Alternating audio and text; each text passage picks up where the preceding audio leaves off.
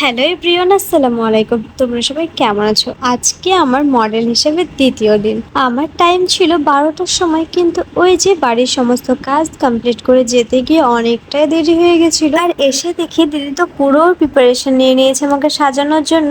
যেহেতু আসতে অনেকটাই লেট হয়ে গেছিল, যে কারণে আমরা আর টাইম নষ্ট করিনি একদমই। এসে দিদি আমার চুলে ক্রিম্পিং করে দিল। কোন লুক আমার উপর ক্রিয়েট করা হতে চলেছে তোমরা তো অনেকেই বুঝতে পেরে গেছো। যারা এখনো বুঝতে পারোনি তারা পুরো ভিডিওটা দেখো, আশা করি তোমাদের ভালোই লাগবে। আর এই যে আমার মেকআপ স্টার্ট হয়ে গেছে গাইস, আর তোমরা অবশ্যই কমেন্টে জানিও যে এই লুকটা আমার উপর কেমন লেগেছে।